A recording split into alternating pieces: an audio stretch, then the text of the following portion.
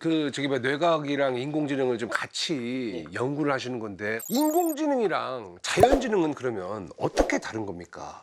예, 중요한 다른 점을 찾아보자면 사실은 명확한 지점들이 많이 있거든요. 그러니까 예를 들어서 지금 우리가 인공지능을 갖고 어떤 일을 한다 했을 때 사람이 하는 거에 비해서 너무나 비효율적이에요. 비효율적이다? 저는 되게 뭔가 할 때 효율적이라고 생각을 오히려 했는데. 잘 써먹는 사람들은 엄청 잘 써먹는데? 네, 포인트는 이거예요. 똑같은 간단한 동작을 하면 사람보다 잘합니다. 예. 근데 잘하기 만들기까지가 너무 힘들어요. 예, 아시다시피 수많은 컴퓨터 리소스가 있어야 돼요. 많은 컴퓨터를 가져다가 많은 데이터를 학습해야 돼요. 근데 얼마나 많이 해야 되느냐? 사람이 보통 학습하는 것보다 보통 작게는 1000배, 많게는 수백만 배 많이 데이터를 넣어줘야 비로소 사람이 하는 거를 비슷하게 흉내내는 수준에 도달하거든요. 걔는 뭔가 집어넣는 게 많아야 되네. 그러니까 비교하자면 자연지능은 벼락치기에서 1등하는 친구, 인공지능은 엄청 공부 많이 하는데 성적은 그만큼 안 나오는 친구에 가깝다는 거네요. 지금. 둘 다 아무나 하네. 말씀하신 거는 사실은 어쨌건 공부 잘하는 사람 못하는 사람은 동일하게 사람이 작동하는 방식으로 하잖아요.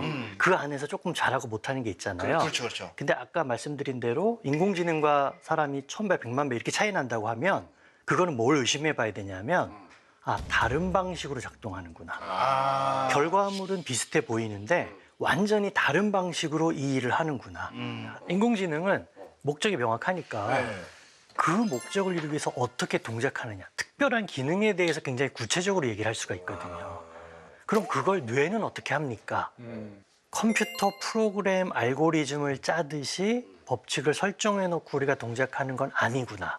그렇죠. 만약에 그랬다 그러면 이렇게 효율적으로 동작하지도 못했을 것 같다. 현재 개발돼 있는 인공지능은 주어진 일만 할 수 있다는 건지 너무 궁금합니다. 왜냐면 뭐 갑자기 이제 다른 일을 시키면 좀 못하게 되는 건지 좀 궁금하기도 해요. 굉장히 사람의 뇌의 능력을 잘 보여주고 계세요. 바로 그 다음에 이게 두 번째 얘기가 그건데 유연성이에요. 그리고 적응적 능력.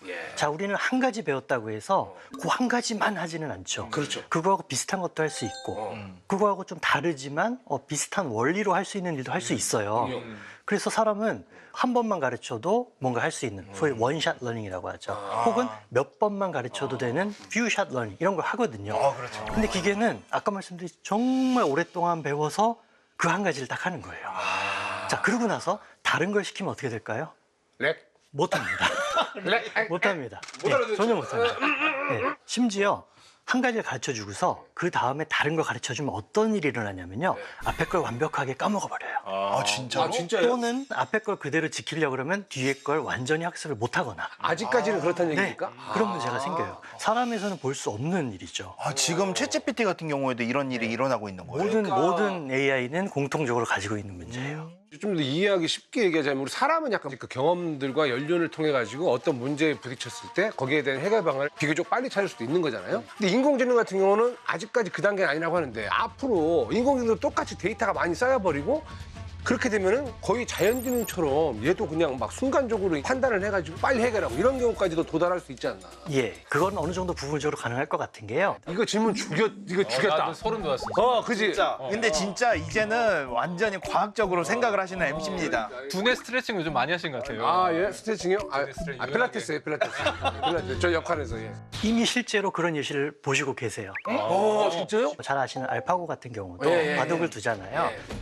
사람이 바둑을 둘 때 필요한 어떤 능력이 무엇이냐라고 했을 때 직관, 경험 이런 거에 의한 판단이거든요. 그걸 어느 정도 따라했다고 생각이 돼요. 근데 문제는 뭐냐면 우리 뇌는 그거보다 훨씬 더 높은 단계가 있어요. 뭐냐면 선천적 기능. 그래요. 혹시 초식 동물들 정말 사바나에서 태어나는 초식 동물들 보신 적 있으세요? 태어나자마자 바로 뛰어다니고 걸어요. 사물을 맞아. 구별하고 그래요. 맞아. 전혀 연습을 하거나 학습을 할 기회가 없었음에도 불구하고 태어나자마자 그런 고등 기능을 한단 말이죠.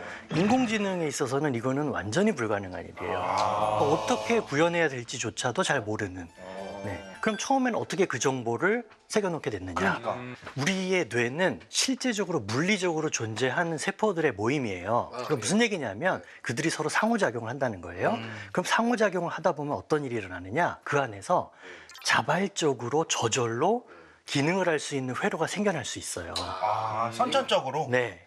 그러다 보니 그 중에서 몇 가지 주요 기능이 처음부터 자발적으로 생겨나고 그게 생존에 굉장히 중요한 역할을 해서 우리가 생존할 수 있으면 그게 생명체로서 자리를 잡게 돼요. 우리 백 교수님도 그걸 아시는구나. 이 세상 모든 것은 원자로부터 출발한다. 아세요? 예. 아니 인공지능하고 이 자연지능의 그런 근본적인 차이는 딱 어디에서 발생하냐고 좀 쉽게 설명해 줄 수 있을까요? 하나만 찝자면 자연지능의 목표는 무엇인가를 따져봐야 돼요. 생명체의 목표가 뭐죠? 생명체 목표 영생이요. 사는 거죠. 네. 아픔 없이 생존이에요. 생존이. 그러니까 뭐 생명체는 보통 생존하기 위해서 모든 기능을 한다라고 우리가 생각을 하거든요. 그러면 그건 무슨 얘기냐면 우리는 물리적인 실체가 있고 뭔가 뭐 먹기도 해야 되고 에너지도 얻어야 되고 살아남기 위해서 이런 짓을 해야 돼서 그것과 상관 있는 기능들을 효율적으로 발전시켰다라고 생각이 돼요. 자, 근데 인공지능은 목표가 뭐죠? 인공지능을 만들 때 항상 목적 함수라는 게 있어요. 목적 함수. 네, 그걸 넣어줘요. 근데 그건 대부분 어떻게 되냐면 특정한 기능을 할 수 있는 목적. 예를 들어서 고양이와 강아지 사진을 구별해라. 사람의 얼굴을 구별해라. 숫자를 세라. 이런 걸 넣어주기 때문에 우리가 이게 왜 약간 뭐 명령을 듣듯이. 네. 그래서 목적 함수가 없으면 인공지능은 목적이 없어요. 그럼 우리가 무슨 목적 함수를 넣어줘야 인간처럼 작동하게 만들어줄까? 근데 생존해라 이런 걸 넣어줄 수 있을까요? 인공지능이 현재 그냥 프로그램이에요. 그러니까 프로그램으로 그냥 인공지능을 구현하면 안 되겠네? 사람처럼 만들어줘야 되겠네? 그래서 로봇처럼 만들어야겠네? 생존을 걱정하게 해줘야 되겠네? 마지막에 가서 실체화된 몸을 가지게 만들어줘야 되겠네? 이런 얘기까지 나오게 되는 거죠. 백 교수님 말씀하신 거에서 조금만 제가 더 첨언을 하자면 우리 인간들은 우리가 목표라고 하는 것은 너무 일상적으로 이제 사용하는 언어긴 하지만 생명체들이 살기 위해서 무엇을 하는 건 아니거든요. 뭐 예를 들어서 식물 나 오늘 하루 살아남아야 되니까 광합성을 해야지라고 하는 게 아니라 광합성을 잘 하는 애들이 살아남는 거죠. 그렇죠. 광합성을 못하는 애들이 죽는 거고. 그래서 이 얘기를 조금 다시 한번 얘기를 해보자면 인공지능과 자연지능의 근본적인 차이는 인공지능은 어쨌든 목표가 있잖아요. 목표 함수라고 하는 게 있는데 생물은 목표는 없죠. 오직 기능이 잘 작동하는 애들이 살아남아서 오늘의 꼴을 갖추게 됐기 때문에 살아남음, 생존이라고 하는 것이 중요하지만 인공지능에게는 생존이 목표가 아니기 때문에 큰 근본적인 차이가 있을 수밖에 없다는 생각이 듭니다. 그러면 인공지능이 자연지능을 좀 닮아가고 있다 이런 말이 요새 많이 들립니다. 자연지능을 어떻게 따라가고 있는 거라고 보십니까?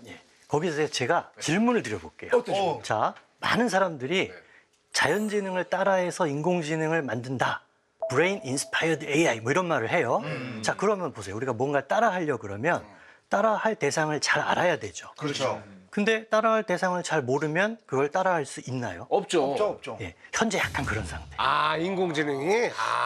근데 교수님 제가 알기로는 보통 이제 인공지능 얘기할 때 뭐 딥러닝 학습한다는 것에 생물들이 딥러닝. 학습을 하는 그렇지, 거를 그렇지. 따라하는 그걸 약간 모방하는 것 같고. 그렇지. 얘는 또 분석하잖아요. 데이터 많이 흡수하고. 또 강화학습이라 그래가지고. 말장난이라고 할 수도 있는데 부분으로는 따라하고 있는 게 맞아요. 예를 들면은 우리가 신경계를 이루고 있는 뇌신경세포의 모양을 혹은 작동을 방식을 그대로 따라한다. 그럼 따라한 거 맞죠? 네. 근데 그거 따라했다고 해서 뇌가 어떻게 작동하는지 전체의 기작을 따라한 건 아니죠. 예. 또 마찬가지로 어떤 특정한 문제가 있어요. 그걸 푸는 방식을 따라했다. 그건 따라한 거 맞죠.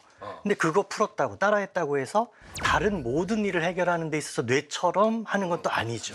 그러니까 좀 약간 약간 퍼펙토는 아니다. 이런 얘기죠. 부분적으로 굉장히 지엽적으로는 따라한 게 맞는데 전반적으로 뇌가 하는 걸 따라하고 있다. 이거는 너무나 먼 얘기인 거예요. 아직 인공지능이 우리 자연지능을 뛰어넘을 만큼의 그 정도 단계는 아니다라는 말씀하셨는데 근데 이제 인공지능이 지금보다 더 발전을 하게 되면 자연지능과 격차가 훨씬 더 좁혀질 가능성이 있습니까? 답은 예스라고 해야 될 것 같은데요. 네. 근데 여기 조금 조심해야 되는 부분이 있어요. 조심해야죠. 모든 면에 있어서 인간과 격차가 좁혀질 것인가? 그거는 아닐 수도 있고 불분명할 수도 있는 것 같아요. 근데 확실히 얘기할 수 있는 부분은 어디냐? 챗GPT 많이 써보셨다고 그러셨죠? 어떠셨어요, 느낌이? 생각보다 좀 답답해요. 네. 네. 근데 사람 중에 가장 뭐 글을 잘 쓰고 말을 잘하는 사람하고 비교하지 말고 그냥 일반적인 평균적인 글을 뭐 잘 쓸 수도 있고 못 쓸 수도 있고 여러 종류의 사람이 있잖아요. 평균적인 사람보다 낫다고 생각을 해요. 예를 들어서 긴 글을 읽고 요점만 요점 요약해. 정리요? 예. 사람들이 생각보다 잘 못하는 경우 많아요. 맞아요. 근데 챗GPT는 굉장히 잘합니다. 그러니까 이런 식으로 부분 아주 범위를 한정 지어 준다 그러면 이런 부분에 있어서는 분명히 사람에게 격차가 좁혀지거나 뛰어넘을 거예요. 그렇죠. 그리고 한 가지 더 포인트는 그걸 사람보다 훨씬 빠르게 합니다. 그건 맞죠. 그렇죠. 그건 맞죠. 그건 맞아. 얼굴 인식하는 프로그램 보신 적 있어요? 얼굴 인식하는 걸 이제 우리나라뿐만 아니라 여러 나라에서 쓰고 있는데 특히 중국과 같이 인구가 많은 데서는 CCTV를 사람이 보고 사람을 구별하는 거 힘들잖아요. 그렇죠. AI를 씁니다. 정말 빠르거든요. 그래서 성능이 조금 떨어지더라도 빨리 결과를 내니까 그걸 여러 번 반복하면 돼요. 그러면 사람 수준의 품질도 나올 수 있고 굉장히 빠르니까 그거를 응용할 수 있는 거죠. 근데 그러면 왜 이렇게 인공지능에 비해서 자연지능은 훨씬 더 효율적이고 훨씬 더 이렇게 유연하고 적응력이 높은 그런 특성을 지닌 거기에 대해서 우리가 알고 있나요? 이 대목에서 제가 아까 뇌과학으로 돌아오는 얘기를 조금 해보면 좋을 것 같아요. 자, 그럼 사람은 그런 일을 어떻게 하고 있지? 그걸 정말 잘하고 있는가를 따져봐야 된다고 생각을 해요. 예를 들어서 처음에는 사람들이 알파고가 사람을 이겼다. 와, 대단하다 이랬어요. 네. 근데 저는 그 대목에서 뭘 느꼈냐면 저렇게 인공지능으로 구현하기가 힘든 바둑 게임을 그럼 사람은 어떻게 하지? 이렇게 질문이 가더라고요. 아, 그걸 사람으로 이게 두 개를 같이 공부해야 되네. 야, 그러네. 이게 인공지능만 공부한 사람들은 여기까지 못 가요. 야, 두 개를 같이 공부하시니까 교수님이 다시 결론적으로 그렇다면 이럴 때 사람은 어떻게 배우나? 너무 쉽죠. 기원 가서 배우죠. 기원 가서 배우죠. 더 간단한 예를 들어볼까요? 자, 우리는 고양이 사진, 강아지 사진을 쭉 늘어놓고 보면 이건 고양이, 이건 강아지 굉장히 쉽게 구별할 수 있어요. 그렇죠. 근데 한 10여 년 전까지만 해도 인공지능이 이걸 구별을 못했어요. 이게 진짜 유명한 얘기잖아요. 네. 네. 근데 지금은 잘하거든요. 아, 그러네요. 자, 이게 어떻게 가능했을까? 여기서 질문을 뭘 했어야 되냐면 그럼 사람은 그걸 어떻게 해요? 구분하고 있는. 자, 설명하실 수 있겠어요? 우리는 봤잖아요. 개, 고양이. 어렸을 때부터 멍멍이, 야옹이. 약간 경험과 직관이라고 얘기할 수 있을까요? 굉장히 중요한 부분을 지적해 주셨어요. 어. 예전에는 어떻게 인공지능을 만들려고 했냐면요. 네. 여기엔 법칙이 있다. 고양이와 강아지를 구별하는 법칙이 있을 것이다. 사람의 뇌도 그 법칙을 갖고 있는데 그걸 잘 세팅을 해놓으면 이걸 가지고 구별할 수 있다고 믿었어요. 그래서 인공지능을 그런 식으로 개발을 했습니다. 결과는 어땠을까요? 실패죠. 실패. 자, 예외가 너무 많아요. 예를 들면 그런 거 보신 적 있어요? 강아지인데 고양이하고 같이 자란 강아지. 고양이처럼 행동합니다. 맞아. 그리고 고양이인데 어마어마하게 큰 고양이 있어요. 저건 사자인가? 약간 그럴 정도로 이런 예외들이 발생하면 인공지능이 예외 없이 틀려버리는 거예요. 자, 그래서 우리가 그럼 사람은 근데 그런 예외가 있음에도 불구하고 왜 실수하지 않지?를 묻게 됐어요. 그래서 뭐가 바뀌었냐면 이건 법칙을 설정하는 게 아닌가 보다.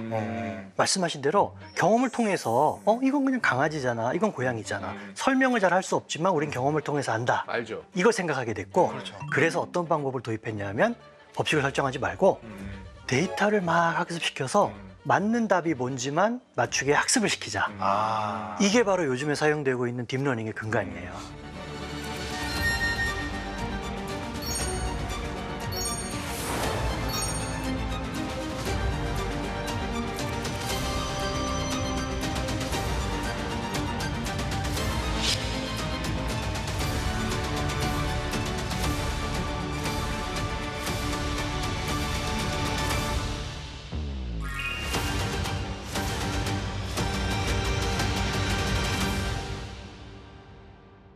인공지능에 대해서 알면 알수록 우리 교수님이 말씀하신 것처럼 결국에 질문은 자연지능에 대한 질문이 많아진다라고 말씀을 하시는 게 참 동의가 되긴 됩니다. 그렇다면 우리 자연지능은 어떻게 생겨났는지가 궁금합니다. 이 대단한 자연지능은 어떻게 생겨났냐? 그게 아마 많은 과학자들이 알고 싶은 질문일 거고 아직까지는 그거를 탐구하고 있는 중이에요. 근데 아직 밝혀진 게 없어요. 뭐냐면 질문 자체가 되게 큰 질문이에요. 그렇다 보니까 이거를 구체적인 질문으로 바꾸지 못하면 아마 영영 못 풀 것 같다는 생각이 들어요. 예. 그러니까 지금 그 백 교수님께서 얘기하셨던 것 중 중요한 게 이게 너무 큰 문제이기 때문에 자연지능이 어떻게 출현했고 어떻게 진화했는지를 푸는 거는 큰 문제여서 문제를 좀 쪼개어 보면 좋겠는데요. 제가 관심 있고 또 연구를 직접 하고 있는 분야가 하드웨어, 하드웨어? 하드웨어. 우리가 가지고 있는 뇌. 자연지능 하드웨어는 뇌잖아요. 뇌라고 하는 게 도대체 어떻게 만들어졌을까? 그 문제에 대해서는 저희가 꽤 많은 것을 알고 있다고 생각합니다. 예를 들면 우리 팔다리가 어떻게 생겨났나를 설명할 때는 원래는 물고기에 있던 지느러미가 이제 팔다리로 변형된 것이라고 설명한 것처럼 우리 뇌도 분명히 어떻게 연속적인 과정을 통해서 진화하게 됐을 때 그게 뭘까라고 했을 때 중요한 힌트가 초파리한테 있어요. 또 초파리? 또 초파리야? 아, 또 파리야? 왜냐면 초파리에게 뇌가 있어요. 오늘 꼬마 설충도 나오겠네 또. 나 당연히 나와야죠. 아까 얘기하고 싶었는데 참았습니다. 아니 초파리가 요만한 애인데 그걸 어떻게 봐요? 전 초파리 이제 뇌를 실제로 해부하는 일도 하거든요. 뇌를 해부한다고요? 초파리의 초파리의 뇌를? 머리를 해부해요. 손으로 어떻게 손으로 핀셋으로 이렇게 해부를 하거든요. 진짜? 진짜로 해부를 하는데 그래서 실수로 커피 마시면 안 돼요. 왜요? 저 커피를 마시면 미세하게 손 떨림이 있어가지고 카페인 때문에, 카페인 때문에? 현미경을 보면 제 손이 약간 사사삭 떨리고 있어요.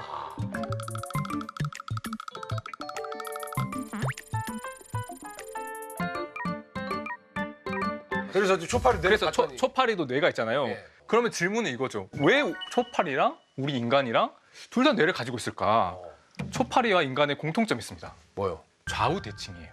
아 여기 뇌가? 아니요, 우리 생김새 자체가. 생김새가? 그 레오나르도 다빈치 유명한 그림 아시죠? 예, 팔 벌리고 예. 있는 거 이렇게. 그래서 좌우 대칭이라는 거는 이렇게 딱 절반으로 예쁘게 자르면 양쪽이 반반이 데칼코마니. 아 근데 좌우대칭이 아닌 생물이 있어요? 좌우 대칭 안에 생물이 있습니다. 아니 잠깐만 좌우대칭 아닌 생물이 파리는 좌우대칭, 벌 좌우대칭, 아, 좌우대칭이죠. 사막이 좌우대칭. 네. 아닌 게 뭐가 있어? 딱정벌레 좌우대칭. 해파리. 해파리도 뇌가 있어요? 해파리 뇌가 없습니다. 거기에 지금 비밀이 들어있는 건데요. 진짜? 왜냐하면 우리가 알고 있는 뇌를 지닌 모든 동물은요 좌우대칭 동물이에요. 해파리 그리고 해면 동물 혹시 스펀지밥 아세요? 알죠. 스펀지밥이 해면이라고 하는 해양 생물을 모델로 한 그 애니메이션 주인공인데요. 그거 저기 뭐야 주방 스펀지가 밑으로 떨어져서 그런 게 아니라? 그 스펀지가 원래는 생물이에요.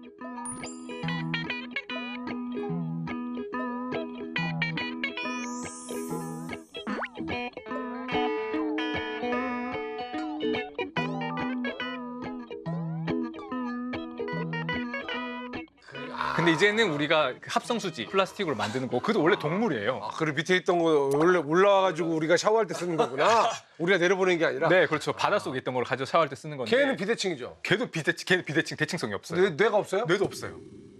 근데 그러면 궁금한 게 왜 좌우대칭 동물만 뇌를 가지고 있을까? 해파리는 어느 축으로 자르는지 대칭이잖아요.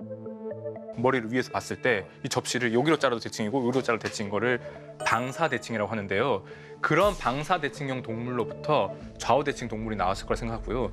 우리가 아는 일반적인 동물도 우리를 포함해서 보통 앞으로 가요. 뒤로 가는 경우도 있지만 여러 방향으로 가는 게 아니라 앞으로 가고요. 그렇게 가야지 빨리 갈 수 있어요. 예를 들어서 물속이나 공기 속에서 간다고 할 때 동그랗게 생겨서 여기저기 해파리처럼 가는 것보다는 날렵하게 생겨서 앞으로 가는 게 유리합니다. 아 그러니까 뭐 뇌 있는 애들이 네. 그러니까 앞으로 뭐 간다 쳐요. 네. 그러니까 뇌가 왜 그런 애들한테만 붙어 있냐고요. 그러니까 그래서 왜냐하면 앞으로 가면 정보가 어디서 오죠? 환경에 대한 정보.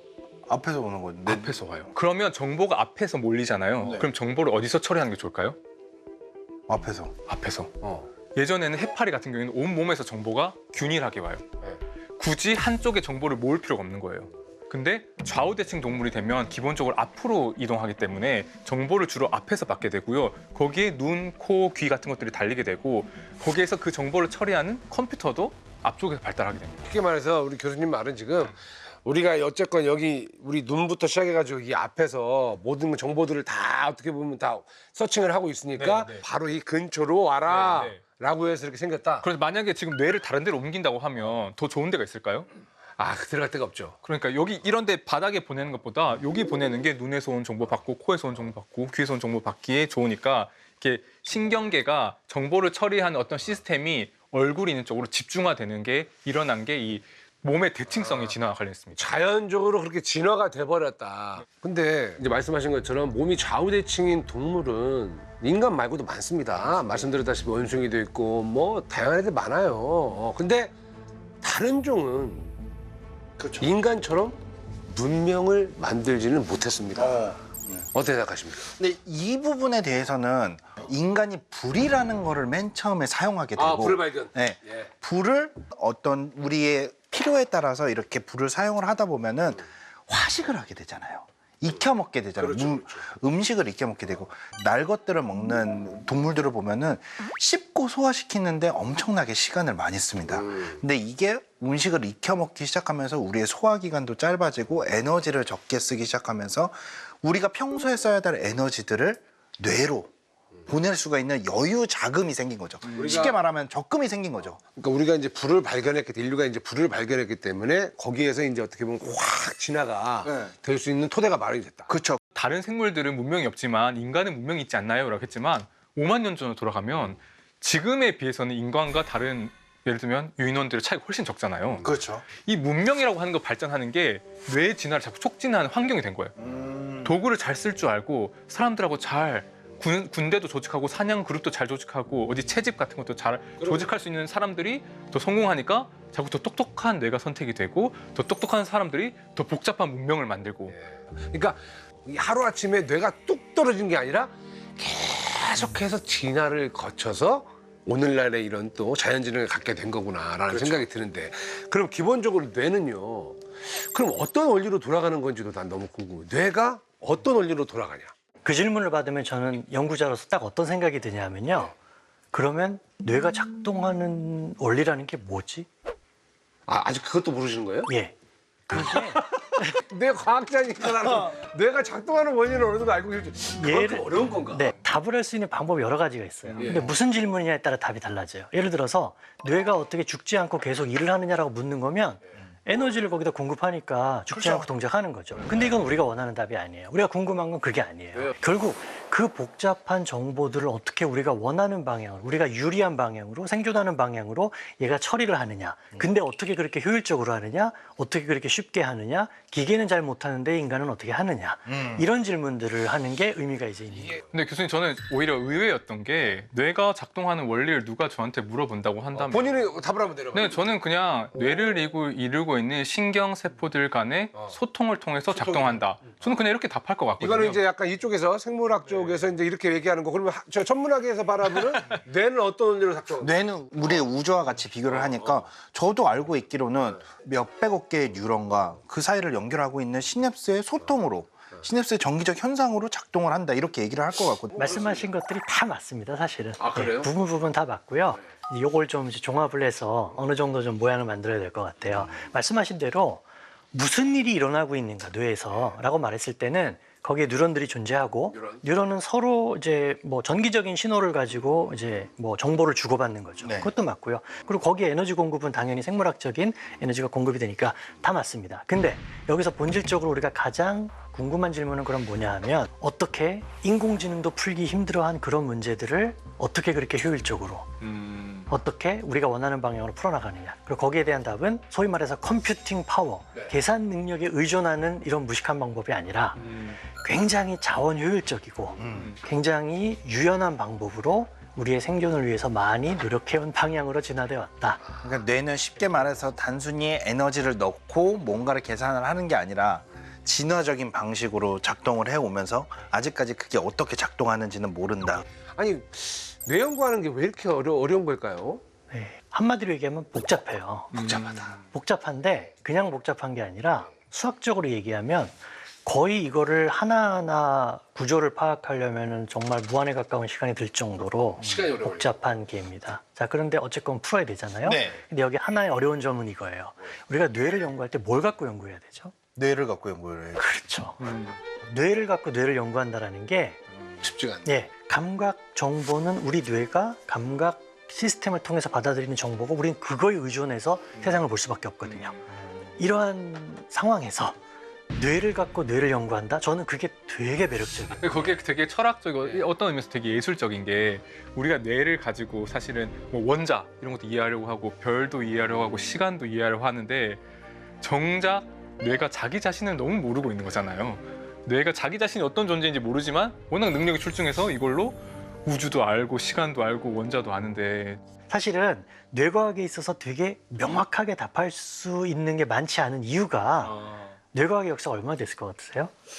그래도 한 100년은 120년? 예. 신경과학의 역사를 보통 한 150년 정도라고 생각하거든요. 레이먼이 카할부터 시작해서. 근데 다른 학문을 보세요. 수학은 얼마나 됐을까요? 물리학은 얼마나 됐을까요? 아, 오래됐게 천문학은 뭐 끝이 없지 뭐. 끝이 없죠.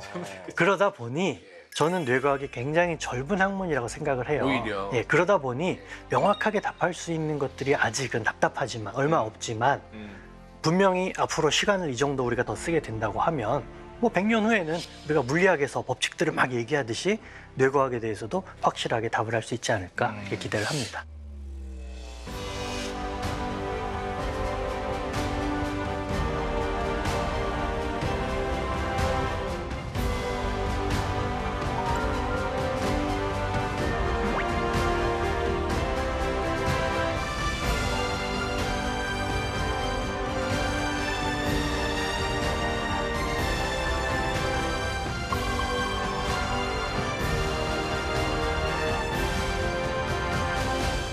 그래서 우리 자연지능을 좀 이해하려면은 인공지능을 어쨌건 좀 활용을 해야 될 텐데 그럼 어떤 식으로 좀 활용을 하시나요? 크게 두 가지 정도로 생각이 되는데요. 하나는 단순하게 도구로 사용하는 거예요. 도구? 네, 예를 들면 뇌과학에서 어려운 점은 뇌세포가 굉장히 많고 네. 데이터가 굉장히 큽니다. 네. 예전에 어떻게 했을까요? 사람이 손으로 분석했죠. 그리고 컴퓨터 프로그램을 돌린다고 해도 사람이 일일이 해야 됩니다. 시간이 오래 걸리죠. 이거를 사람이 할 수밖에 없었던 이유, 단순 계산기로 못하니까. 근데 인공지능은 이제 그걸 할 수 있잖아요. 얘한테 명령만 하면은 어쨌건 얘가 알아서 빠르게 수행을 하니까 네. 그만큼 시간적인 단축이 되고 네. 시간적인 단축이 되면 다른 또 과제를 빨리 또 줄 수 있으니까. 그렇죠. 사람은 좀 더 어려운, 좀 더 중요한 일을 해야 되는 거잖아요. 네. 그래서 단순 데이터 분석을 이제 기계한테 맡기는 측면도 있고. 그 측면에서 저희 쪽 분야에서 되게 자랑하고 싶은 예가 뇌를 물리적으로 이해하려면 지도를 그려야 되는데 신경세포들이 몇 개가 있고 뉴런들이 몇 개가 있고 누가 누구랑 연결돼 있는지를 다 알면 지도를 그리게 되는 거거든요. 뇌지도, 뇌지도. 그래서 뇌지도를 보통 커넥텀 이렇게 부르는데요. 커넥텀. 예쁜 꼬마 선충이 커넥텀 1호 동물이고 이제 초파리가 2호 동물을 향해서 완성을 향해서 나아가고 있는데 예쁜 꼬마 선충은 신경세포가 302개밖에 안 돼요. 초파리는 15만 개고. 근데 그건 예쁜 꼬마 선충은 뇌가 없어서 그런 뇌가 거 아니에요? 없어서 단순해서 단순해서. 상대적으로 쉬웠어요. 옛날에도 힘들게 10몇 년 걸리긴 했는데요. 꼬마 선충은 AI한테 맡겼어요? 아니면 본인이 직접? 수작업을 했죠. 그건 해야지. 꼬마 선충은 진짜 300개라서. 아니 300개는 그 사람이 해야지 그거를. 그러면 그거를 어떻게 하냐면 꼬마 선충이 이렇게 생겼으면요. 얘를 얇게 슬라이스를 떠요. 슬라이스. 이렇게 착착착 몇 천 장을. 그거 기계로 떠야 아니면 어떻게? 칼 같은 걸로 날카로운 다이아몬드 칼로 얇게 잘라요. 현미경으로 보면서요? 아니요, 자르고 나서 전자현미경으로 사진을 찍어요. 그럼 그 사진을 눈으로 보고 색칠해가면서 여기에 신경세포가 있네, 저기 신경세포가 있네.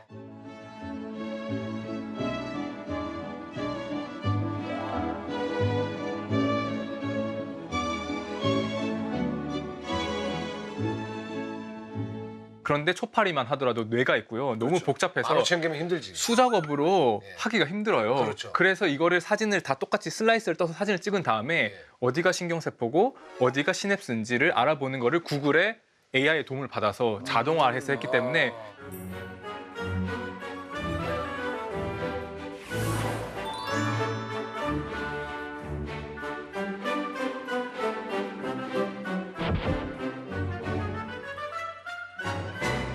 근데 이제 인공지능 활용 방법을 지금 도구를 사용한다 하나 말씀하셨는데 두 개가 있다고 하셨잖아요. 사실은 도구로 활용하는 건 훨씬 단순하고 작은 부분이라고 저는 생각해요. 그게 야, 와, 그러면 나는 우리 훨씬 단순하고 작은 것만 하고 있었어. 너무 지금 작은 게 너무 희망차거든요. 그리고 이제 두 번째 부분은 사실은 저는 이제 자연지능을 이해하는데 인공지능이 결정적으로 기여할 수 있다고 생각을 해요. 자연지능을 이해하는데 네. 결국엔 인공지능이 네. 어느 정도 도움을 줄 것이다. 네, 어느 정도 도움을 주는 게 아니라 굉장히 결정적인 결정적이요? 자, 왜 그러냐면요. 우리가 인간의 뇌를 연구한다고 하지만 실제 실험 연구에서도 동물 실험을 주로 하지 사람 실험을 주로 하진 못해요. 그렇구나. 어떻게 살아있는 사람을 그렇게 실험을 아유, 했을까요? 못하죠. 그래서 쥐를 갖고 많이 하고 뭐 원숭이 갖고도 하긴 하지만 이들의 뇌와 사람의 뇌는 굉장히 현격한 차이가 있거든요. 자, 그런데 그러니까 인공신경망 모델을 도입을 해서 이 동물들보다 사람의 뇌에 가까운 모델로 쓸 수 있다라고 하면 어떤 일이 벌어질까요? 실제로 저희 랩에서는요. 인공신경망을 어떻게 취급하냐면 다른 여러 종들과 비슷한 하나의 종으로 취급을 해요. 그러면 여기에서 벌어지는 일을 우리가 관찰을 하면 사람의 뇌를 실험했을 때와 최대한 비슷하게 만들 수가 있거든요. 그럼 실제로는 실험이 불가능하지만 적어도 우리가 알고 싶은 뇌의 기능이 있잖아요. 예. 특정 기능. 그런 거는 충분히 가능하더라고요. 그런 레벨이라면. 네. 예를 들면 어떤 뭐 전두엽이라든지 아니면 다른 뭐 피질 뭐 무슨 시각 피질이라든지 이런 것들이 각각이 어떤 기능을 하는지는 알 수 있다는 거죠. 네, 그런 정도 레벨이나 아니면 뭐 어떤 특정한 고등 기능에 우리가 관심이 있다. 사람은 어떻게 추론을 해? 장기라든가 어떻게 이런 거. 네, 판단을 하고 어떻게 결정을 내려? 어떻게 가치를 판단해? 이런 것들을 타겟을 딱 정해놓기만 하면 우리가 그 부분에 대해서는 굉장히 사실적으로 모델을 만들 수가 있어요. 언제나